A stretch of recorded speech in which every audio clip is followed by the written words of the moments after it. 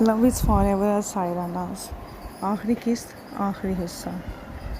کوئی خوشبو مٹی سے آنے لگی ہے، زمین پر وہ بوندیں گرانے لگی ہیں۔ پلٹ آئی ہے پھر سے ساون کی بارش، کڑی دھوپ گھر سے ہٹانے لگی ہے۔ محبت محبت، عقیدت عقیدت، یہ نغمے سہانے سنانے لگی ہے۔ کہاں سے نکل آئے ہیں یہ پتنگے، یہ کس کس کو بارش جگانے لگی ہیں۔ محلے میں خاموش رہتی تھی لڑکی، جہاں سارا سر پر اٹھانے لگی ہے۔ دنک سے لپک کر وہ ملنے لگی ہے، گماں سے بھی اب پار جانے لگی ہے۔ تمازت غموں کی جلاتی بہت تھی، میری آگ بارش بجھانے لگی ہے۔ یہ غفلت کے پردے بھی دل سے ہٹا دے، دعا لب پہ میرے یہ آنے لگی ہے۔ مہک آنکھ سے ٹپکا یہ پانی بہت ہے، ندامت سے آنسو بہانے لگی ہے۔ صاحبہ جمی مہک۔ حویلی کے وسیع اور اس دالان میں آئے تو باغیچے کی طرف جانے والی راہداری میں لگی کرسیوں میں سے ایک پر بڑا جمان اسعد اس وقت بارش پر نگاہیں جمائے مصطفیٰ کی شرارتوں کو سوچ کر مسکرا رہا تھا، جو بارش کو دیکھتے ہی دیوانہ وار اس میں بھیگنے کے لیے مچلنے لگتی تھی۔ مصطفیٰ کو یاد کر رہی ہیں؟ وہ پوری طرح سے اپنی بہن کی یادوں میں منہمک تھا، جب بھی نام کی آواز پر چونک کر سیدھا ہوا تھا۔ اسے بارش میں بھیگنے کا بے حد شوق تھا، دیوانی تھی وہ بارش کی۔ پانی کا پہلا قطرہ زمین پر گرتے ہی وہ بھیگنے کی تیاری کرنے لگتی تھی۔ اسعد نے اس کے ہاتھ سے چائے کا کپ پکڑتے مسکراتے ہوئے لہجے میں کہا تھا۔ مینام اس کی بات کے دوران چند قدموں کے فاصلے پر بنے محراب کے نیچے آ کھڑی ہوئی تھی۔ اس نے ہاتھ بڑھا کر بارش کے چند قطروں کو اپنے ہاتھوں میں بھر کر اسے اپنے نتنوں کے قریب کر کے اس کی خوشبو کو اپنے اندر اتارنا چاہا تھا، جبکہ اسعد ابھی مزید بھی کچھ کہہ رہا تھا۔ اسے گیلی مٹی کی خوشبو بہت پسند تھی۔ وہ مجھ سے کہا کرتی تھی کہ بگ بی، یہ خوشبو مجھے اپنے اصل کی یاد دلاتی ہے۔ وہ کہتی تھی کہ گیلی مٹی کی خوشبو، بارش کی جلد رنگ، کوئل کی کوک، چڑیوں کے چہکارے، بادل کی گرج، بہتے جھرنوں کا ساز، ہوا کی سرسراہٹ، سمندر کی لہروں کا شور، یہ سب نہ ہوتا تو زندگی کتنی بے رنگ اور پھیکی سی ہوتی۔ اسعد کا خوابناک لہجہ مینام کو بھی مسکرانے پر مجبور کر گیا تھا۔ آپ جانتے ہیں مجھے آپ میں سب سے زیادہ کیا چیز پسند ہے؟ آپ ہمیشہ کسی بھی چیز کا مثبت پہلو دیکھتے ہیں۔ آپ کسی غم کو زیادہ دیر خود پر طاری نہیں ہونے دیتے۔ مجھے آپ کو مصطفیٰ کا مسکرا کر یاد کرنا بہت پسند ہے۔ مینام نے ہاتھوں کی نوک میں بھرا پانی ہوا میں اچھالتے ہوئے اسعد کو مخاطب کیا تو وہ کھل کر مسکرا دیا تھا۔ مینام، صرف مصطفیٰ کو ہی نہیں، مجھے بھی بارش بہت پسند ہے۔ جیسے بارش ہر چیز کو دھو کر اس کی ساری کثافتیں اپنے ساتھ بہا لے جاتی ہیں نا، بالکل ویسے ہی ہماری مثبت سوچ ہمارے اندر کی ساری علائشیں زائل کر دیتی ہے۔ انسان کے اندر کی منفی سے ہمہ وقت بے چین کیے رکھتی ہیں، اور ان منفی سوچوں کو دھونے کے لیے ہمیشہ ہر واقعے میں سے مثبت پہلو ڈھونڈنے کی کوشش کرتا ہوں۔ اسعد کے اظہار پر مینام کی آنکھوں میں ستائش ابھری تھی۔ کچھ تو خاص ہے اس بارش میں، لگتا ہے اس سے دوستی گھاٹنی ہی پڑے گی۔ مینام نے اس کے سامنے کرسی سنبھالتے ہوئے خوشدلی سے کہا تھا۔ تم بس میرے ساتھ دوستی کر لو، زندگی سے پیار اپنے آپ ہو جائے گا۔ اسعد نے اس کی جانب تھوڑا سا جھکتے معنی خیزی سے کہا تو مینام کے لبوں پر بے ساختہ ایک شرمگی مسکراہٹ ابھری تھی۔ اوئے ہوئے، اظہار محبت کیا جا رہا ہے؟ ویسے یہ جگہ خفیہ ملاقات کے لیے بالکل بھی مناسب نہیں ہے۔ اسعد مزید کچھ کہتا یا مینام کوئی جواب دیتے، اس سے پہلے ہی نوبیشا نے موقع پر چوکا مارتے ہوئے رنگ میں بنگ ڈالا تھا۔ ساون کے اندر کو بس ہری ہری سوچتی ہے، اس کی باتوں کا برا مت ماننا سعد۔ اسے شادی کے بعد بس ایک ہی چیز یاد رہ گئی ہے، اور وہ ہے اظہار محبت۔ جانتی ہو مینام، رخصتی سے پہلے یہ محترمہ لالا کو دیکھ کر ایسے منہ بناتی تھی جیسے کوئی ڈرامے فلم دیکھ لی ہو، اور اب کسی ناول کے پوزیسو ہیرو کی طرح ان کے سوا کوئی بات ہی نہیں کرتی۔ پکوڑوں کی پلیٹ میز پر رکھتی آپ گینے نے نوبیشا کی ٹانگ کھینچنا ضروری سمجھا تھا۔ جواب میں نوبیشا نے یوں کندھے اچکائے جیسے اسے کوئی فرق ہی نہ پڑا ہو۔ جب پیار کیا تو ڈرنا کیا، نوبیشا نے لہک کر کہتے کرسی سنبھالی تھی۔ ہاتھ میں پکڑا تولیہ اس نے کرسی کے پشت پر ٹکا دیا تھا۔ ویسے میں تمہارے بھائی کو بتانے والی ہوں کہ تم انہیں کسی ڈراؤنی فلم کا کردار سمجھتی ہو۔ کرسی پر بیٹھتے ہی نوبیشا نے جوابی وار کر کے ایک پکوڑا اٹھا کر منہ میں رکھا تھا۔ ہاں، تم تو جیسے بڑی پرستان کی حسین پری ہو، بھول گئی کیسے تپتی دوپہروں میں کسی دکھ کی آتما کی طرح راہداریوں میں چکراتی پھرتی تھی، نہ خود چین لیتی تھی اور نہ ہمیں سکون سے رہنے دیتی تھی۔ اب گینے نے جل کر جواب دیا تو نوبیشا کھلکھلا کر ہنستی۔ اسعد اور مینام بھی مسکراتے ہوئے یوں ایک دوسرے کی ٹانگ کھینچتے ہوئے دیکھ رہے تھے، جو اپنی تکرار میں ان دونوں کو مخاطب بھی کر رہی تھیں اور انہیں کچھ بولنے بھی نہ دے رہی تھیں۔ حد ادب گستاخ نند، ہم تمہاری بڑی بابی ہیں، اور آپ بھی ذرا رخصتی سے پہلے یہ ملاقاتیں کم کریں، زیادہ پھیلنے کی ضرورت نہیں ہے۔ नबीशा की बात पर आप गिने ने यूँ हाथ जलाए गोया वो ज़रा मुतासिर न हुई हो, जबकि तोपों का रुख अपनी तरफ होता देखकर असाद ने एक भरपूर कहकहा लगाया था, जो हुक्म मालकिन साहिबा। सही में से हवेली की नई मालकिन कहा करता था, सो असाद ने भी उसी के अंदाज में उसे छेड़ा था। मीनाम को उनकी ये नोकझोंक बेहद बली लग रही थी। क्या चल रहा है? वो लोग यूं ही खुशगपियों में मसरूफ़ थे जब गाड़ी से निकलकर राहदारी तक आते हुए बारिश के तेज़ बौछार से गीले हो जाने वाले बालों को झाड़ता बसाम और अगज़ई भी वहीं आ गया था। आप गिने की ज़ुबानी माजी में आप दोनों के बीच हुई झड़पों का हवाल सुन रहे हैं। बकौल इसके आप दोनों अफसानवी कहानियों के किरदारों जैसे हैं, जिनकी कहानी तकरार से शुरू होकर इकरार पे ख़त्म होती है। असाद के शायर से कहने पर बसाम ने एक जानदार कहकहा लगाया था। नबीशा ने इसे सलाम करते झट कुर्सी के पुश पर रखा तौलिया बसाम की सिमत बढ़ाया तो असाद और मीनाम को इसके तौलिया पकड़कर घूमने की वजह फ़ौरन समझ में आई थी। वो यकीनन उसकी आमद से मतला थी। सुसाई तैयारी करके बैठी थी। इन दोनों को ही आंखों में एक रश्क भरी सताइश उभरी थी। आप गिने ने भी मुस्कुराती नज़रों से ये मंजर देखते ही दिल में इन दोनों की इस मोहब्बत के दायमी होने की दुआ की थी। इस हवेली में कौन था ऐसा जिसने नबीशा को घुट घुट कर जीते नहीं देखा था, और अब हमा वक्त उसके चेहरे पर रक्सा मुस्कुराहट को देखते वो सब भी इनकी नज़र उतारते न थकते थे। मेरी बीवी का इन हीरोइनों से क्या मुकाबला। ये तो अल्लाह ताला ने ख़ास मेरे लिए बस एक ही शाहकार बनाया है। नबीशा की छोड़ी हुई जगह संभालते बसाम ने इसके हाथ से चाय का कप थाम कर मुस्कुराते हुए कहा तो उसकी इस कदर दिल नवाजी पर सब भी खिलखिला उठे थे। उसके साथ वाली कुर्सी पर बैठी नबीशा ने भी मुस्कुराकर यह एजाज़ वसूल किया था। उसे उसके सब्र का बहुत खूबसूरत फल मिला था। सारी ज़िंदगी अपने माँ के ताने सुनने वाली आज अपने शोहर के दिल पर राज करती थी। मैं आपकी बात से इत्तेफाक करता हूँ लाला, हमारी नबीशा गुड़िया सच में बस एक ही पीस है। उसने सच कहा था कि जब आप जैसे मान बढ़ाने वाले हों तो हर मुश्किल आसान हो जाती है। आपकी इस खूबी का इनाम भी इतना ही खूबसूरत होना चाहिए था। असाद ने खुले दिल से इन दोनों की तारीफ़ की तो नबीशा ने मुस्कुराकर बसाम ने सर को हम देते ये तकरीम वसूल की थी, जबकि मीनाम ये बात करते हुए असाद के चेहरे पर एक अलग ही चमक देखी थी। इसे एक पल लगा था जानने में कि वह नबीशा को अपनी ज़िंदगी में वही मुकाम दे चुका था जो मुस्तफ़ा का था। नबीशा की तरफ से वो पूरी यकीन थी कि उसने असाद की ज़िंदगी में एक बहन की कमी को पूरा करने में कोई कसर न छोड़ी थी। बसामा बस आज से उसकी ला फर्म के हवाले से बात कर रहा था, जो कि वह एक करीबी शहर में खोलने वाला था।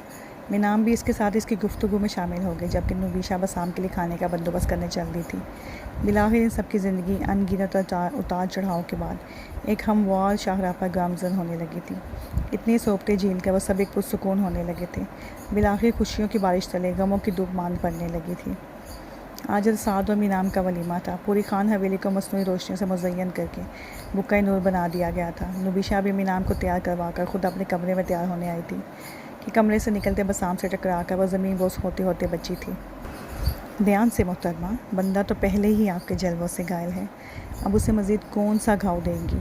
उसे कमर से थाम कर अपने करीब करते बसाम ने सरगोशियाना अंदाज में कहा तो नबीशा ने मुस्कुराकर उसके सीने पर हाथ मारा था।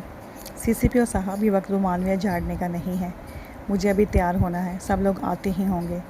नबीशा को आदत हो चली थी इसकी बेताबियों की, सो उसने असर लिए बिना ही उसे टोका था। उफ़, उस वालों की ये अदा भी जानलेवा है, पहले खुद ही पास बुलाते हैं, फिर आशी का जी जलाकर जान छुड़ाते हैं। ये तो शेर हो गया, वाह वाह वाह वाह। उसके पीछे कमरे में दाखिल होते बसाम ने सस्ते आशिकों सा अंदाज़ अपनाया तो नबीशा नफ़ी में सर हिलाकर खिलखिलाते हुए हंसती थी। कभी सोचा नहीं था कि ज़िंदगी में आप जैसे अकड़ू का ये रूप देखने को भी मिलेगा। नबीशा ने मुश्किल हंसी ज़ब्त करते हुए उसे छेड़ने वाले अंदाज में कहा था। सोचा तो मैंने भी नहीं था कि कभी तुम्हारी ज़िंदगी से भरपूर हंसी सुनने को मिलेगी। मैंने तुम्हें यूँ खुशपाश देखने के लिए बरसों अपने दिल से दुआ की है। तुम्हारे चेहरे की इस हंसी के लिए बसाम और अगज़ई अपनी जान भी वार सकता है। बसाम ने उसे अपने हिसाब में लेते हुए संजीदगी से कहा तो नबीशा ने बेकासूदा मुस्कुरान के साथ इसके सीने पर सर टिका दिया था। सच कह रहे हैं बसाम, मेरे रब के बाद ये आपका साथ ही तो है जो आज हम सच्चाई तक पहुंच पाए हैं। मैं अपनी नादानी में घर से भागने का भी सोच चुकी थी, मगर आपका वादा और मोरे की मोहब्बत मेरे कदमों की जंजीर बन गई, वरना मैं कमकली का मुजाहरा कर देती तो आज हालात इतने आसूदा हाल ना होते। आप मुझे पाकिस्तान घुमाने ना ले जाते तो हम कभी आसाद भाई को ना मिल पाते, वरना मैं तो सब बिगाड़ने का सोच बैठी थी। नबीशा ने बिला झिझक अपनी नादानियों का एतराफ़ किया था। तुम शर्मिंदा मत हो, तुम्हारी जगह कोई भी होता तो ऐसा ही सोचता। तुम बचपन से जिन हालात से गुजरी हो उनके रहते किसी की भी सोच इस सिमट जा सकती थी। बेहतरीन बात यह है कि आज सब ठीक है और जब अंत भला तो सब भला। बसाम ने इसके अपने बाजुओं का घेरा तंग करते हुए उसे पशेमानी से बचाया तो अपनी पुष्प पर उसकी उंगलियों की सरसराहट नबीशा को वापस होश में लाई थी। और अगज़ई साहब, ये मस्तियाँ किसी और वक्त के लिए उठा रखें, अभी मुझे तैयार होना है। اس کے پیٹ میں کونے رسید کر کے خود کو آزاد کرواتی اور چھپاک سے غسلخانے کی طرف بڑھ گئی تو بسام بھی مسکرا کر نفی میں سر ہلاتا باہر کی طرف بڑھ گیا تھا۔ بالآخر زندگی ایک ڈگر پر چل نکلے تھے۔ آئینے کے سامنے کھڑی میناب اپنے سجے سنورے سراپے کو دیکھتی، اپنے رب کی شکر گزار تھی جس نے اس کی محبت بھی سے عطا کر دی اور اس کی عزت بھی رکھ لی تھی۔ تقریب کے اختتام پر نویشہ ابھی اس کمرے میں پہنچا کر گئی تھی۔ کیا سوچ رہی ہو؟ اسعد نے اسے پیچھے سے اپنے حصار میں لیتے ہوئے اس کے کندھے پر ٹھوڑی ٹکا کر اس کے عکس پر نگاہیں جمائے ہوئے استفسار کیا تھا۔ سوچ رہی ہوں کہ وہ رب کتنا مہربان ہے کہ ایک ہی بار میں اپنے بندے کو اتنے سے نواز دیتا ہے کہ اس کی ساری زندگی کی تشنگی ان نعمتوں کے آگے ہیچ نظر آتی ہیں۔ میں نے اپنی عمر کا ایک بڑا حصہ ان محرومیوں پر کڑتے ہوئے گزارا ہے، لیکن آج اس رب نے میری ساری حسرتوں کو مٹا ڈالا ہے۔ مینام کی بات پر اسعد نے اس کا رخ اپنی جانب موڑتے اس کی پیشانی پر اپنے رب رکھے تھے۔ بالکل، وہ اللہ اگر ہم سے کوئی چیز لیتا ہے تو اس کے بدلے کئی اور نعمتوں سے نواز دیتا ہے، جیسے اس سے مجھے تمہاری تمام تکلیفوں کے بدلے تم سے نواز دیا ہے۔ تم اسعد اور اکزئی کی زندگی کا بہترین اثاثہ ہو، تو میری زندگی کا وہ کیس ہو جسے میں نے بڑے جتنوں سے جیتا ہے۔ مبہوت ہو کر اسے سنتی مینام اس کی آخری بات پر کھل کر ہنستی تھی۔ سچ کہتے ہیں کہ ایک وکیل اپنے سر سے کبھی زیادہ دیر دور نہیں رہ سکتا۔ مینام کی بات پر اسعد کھل کر مسکرا دیا تھا۔ اب جب ایک وکیل کی بیوی کے بعد میں قانونی شکوں کے حوالے دیتی ہو تو پھر تیاری تو بنتی ہے نا، مسکرا کر کہتے اگلے ہی پل جانے کیا سوچ کر اس کے چہرے پر سنجیدگی سی چھائی تھی۔ کیا ہوا؟ اسے سوچ میں ڈوبا دیکھ کر مینام نے نرمی سے استفسار کیا تھا۔ جانتی ہو مصطفیٰ کو بہت شوق تھا میری شادی کا، وہ بہت پرجوش تھی تمہارے گھر رشتہ لے کے جانے کے لیے۔ اسعد کے لہجے میں تشنگی سے در آئی تھی۔ اسعد، اسی کا نام زندگی ہے۔ انسان سوچتا کچھ اور ہے اور ہوتا کچھ اور ہے۔ یہ سب ایسے ہی ہونا لکھا تھا۔ مصطفیٰ جہاں کہیں بھی ہوگی بہت خوش ہوگی۔ مینام نے اس کا ہاتھ تھام کر سہلاتے ہوئے اس کی ہمت بندھائی تھی۔ ٹھیک کہہ رہی ہو، ہم جلد ہی اس سے ملنے جائیں گے، اسعد نے کہتے ساتھ اس کی کمر کے گرد بازو قائم کیے تھے۔ آپ بس اس کے لیے دعا کیا کریں کہ وہ اگلے جہاں میں سکھی رہے۔ یقین کریں ہمارے رب نے اس کی موت کے ذریعے سے بہت سی تکالیف سے بچا لیا ہے۔ مینام نے اسے دلاسا دیا تو اس بات میں سر ہلا کر کچھ پل یوں ہی اس کے گردن میں چھپائی کھڑا رہا۔ چند پل بعد وہ پھر سے اپنی جون میں واپس لوٹ آیا تھا۔ ہاں تو ہم کون سی شک پر پہنچے تھے؟ اس کی بات پر مینام نے مسکراتے ہوئے نفی میں سر ہلایا تو اسعد تھوڑا سا اس کی طرف جھکا تھا۔ مجھے اچھے سے یاد ہے، ہم دل چرانے تک پہنچے تھے۔ اسعد نے اس کے کان کے قریب اپنے ہونٹ رکھتے ہوئے یوں کہا کہ اس کی پرتپش سانسیں مینام کے کان کی لوگوں کو جھلسانے لگی تھیں۔ مینام کی تو بولتی بند ہوئی تھی، مگر اسعد کے بولنے پر بالکل بھی کوئی پابندی نہ تھی۔ جی تو وکیل صاحبہ، آپ کا قانون کسی کا دل چرانے پر کون سی حد نافذ کرتا ہے؟ اسعد نے معنی خیزی سے کہتے ساتھ ہی اس کے کان میں لڑکتے آویزے کو آزادی بخشی تھی۔ یہ اس بندے کی سزا جو ایک وکیل کو اس کی بیوی کے کانوں میں سرگوشی کرنے سے روکتا ہے۔ اسعد نے اس جمکے کو قریب پڑے صوفے پر اچھال دیا تو مینام نے حیرت سے اسے دیکھا، مگر اگلے ہی پل اس کے داہنے گال پر اپنے ہونٹ رکھ چکا تھا۔ یہ تمہارے ناک کی مال بھی مجھے تنگ کرتی ہے، اسے بھی تو سزا دینا بنتا ہے نا۔ اس کی نت کو بالی سے تشبیہ دیتے وہ اسے بھی ہوا میں اچھال چکا تھا۔ تمہاری مانگ کا یہ ٹیکا تو پکا مجھے اپنا رقیب لگ رہا ہے، میں اسے کیسے چھوڑ سکتا ہوں؟ اسعد نے ماتھا پٹی ہٹاتے اس کی پیشانی پہ اپنے سلگتے لب رکھے تھے۔ تمہاری یہ مالا مجھے ان دھڑکنوں کا شور سننے سے روک رہی ہے جو میری گرپر پر تمہیں یوں نڈال کیے دے رہی ہیں۔ اس کے گلے میں لڑکتے حال کا بھی وہی حال کرتے اسعد نے مینام کے سینے پر اپنا داہنا کان رکھا تھا، جبکہ اس کی اس قدر بے باکیوں پر مینام کی تو جان ہتھیلی پر آئی تھی۔ وہ اس کی بڑھتی وارفتگیوں پر آنکھیں موند گئی جو اب اس کے ہونٹوں پر لگی سرخی کو مردے الزام ٹھہراتے اس کے لبوں کو اپنی قید میں لے چکا تھا۔ قطرہ قطرہ بیگتی رات ایک حلال رشتے کی تکمیل پر اپنے رانچل میں چمکتے ستاروں کے ساتھ محو رقص ہوئی تھی۔ میں سناتا ہوں کہانی موت کی، میں نے دیکھی ہے جوانی موت کی، سیدھا ہو جاتا ہے دل کے آر پار، ہجر بھی تو ہے نشانی موت کی، باقی سب کچھ دیکھ لیتا ہوں مگر عشق اور ایک ناگہانی موت کی، اور ایک شکوہ سلانا ہے وہاں میں نے ایک صرف ہے بچھانی موت کی، ہر طرف لاشیں ہی لاشیں ہیں یہاں، ہر طرف رت ہے سہانی موت کی۔ فرحت بادشاہ۔ یہ ایک ہسپتال کا منظر تھا جہاں ایک 9 سالہ بچہ اپنے باپ کا ہاتھ تھامے آپریشن تھیٹر کے سامنے لگی کرسیوں میں سے ایک پر براجمان کسی اچھی خبر کا منتظر تھا۔ ہر گزرتی گھڑی ان کے انتظار کو طویل تر بنا رہی تھی۔ وہ شخص کبھی اٹھ کر ٹہلنے لگتا تو کبھی واپس خود کو دیکھتے بچے کے ساتھ آ کر بیٹھ جاتا۔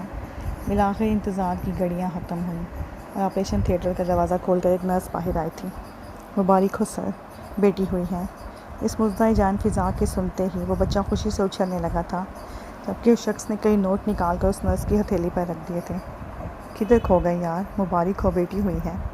بسام کے اس کا کندھا ہلانے پر اسعد اپنے خیالات سے چونکا تو یک لخت ہسپتال کی سنسان راہداری لوگوں سے بھری ہوئی دکھائی دی۔ سب اسے مبارکباد دے رہے تھے اور وہ کئی سال پہلے کسی کے منظر میں کھویا تھا۔ مصطفیٰ، یہ میری مصطفیٰ ہے۔ کچھ ہی دیر میں زرشالہ گلابی کمبل میں لپٹی بچی اپنے ہاتھوں میں اٹھا کر باہر آئی تو اسعد نے اسے باہوں میں بھرتے بےہودی سے کہا تھا، ہاں یہ ہماری مصطفیٰ ہے۔ ایک پل کو زرشالہ کے چہرے پر ایک تاریک سا سایہ لہرایا، مگر اگلے ہی پل وہ سر جھٹکتے ہوئے اس کی ہاں میں ہاں ملانے لگی تھی۔ شہباز نے آگے بڑھ کر اسعد کی پیشانی چوم لی تو وہ بھی اپنے ڈیڈ سے لپٹ گیا تھا۔ شکریہ منام، اس خوبصورت تحفے کے لیے۔ منام کے کمرے میں منتقل ہوتے ہی سب سے پہلے اسعد اس سے ملنے گیا تھا۔ اس نے اس کی پیشانی کو چھو کر کہا تو وہ اس کا ہاتھ تھام گئی۔ میری ایک بات مانیں گے اسعد؟ اس کے سوال پر اسعد نے خاموشی سے اس کی طرف دیکھا تھا۔ 7 سال ہو گئے ہیں آپ کو یہ بوجھ اپنے دل پر لیے۔ خود کو اس تکلیف سے رہائی دے دیں۔ آپ نے جو کھویا تھا وہ آج آپ کے پاس ہے، اب ان کا سفر آسان کر دیں۔ منام کی مبہم بات سے بھی اسعد نے مکمل مطلب اخذ کر لیا تھا۔ وہ اس بات میں سر ہلا کر اپنی بیٹی کی اس کی گود میں ڈال گیا۔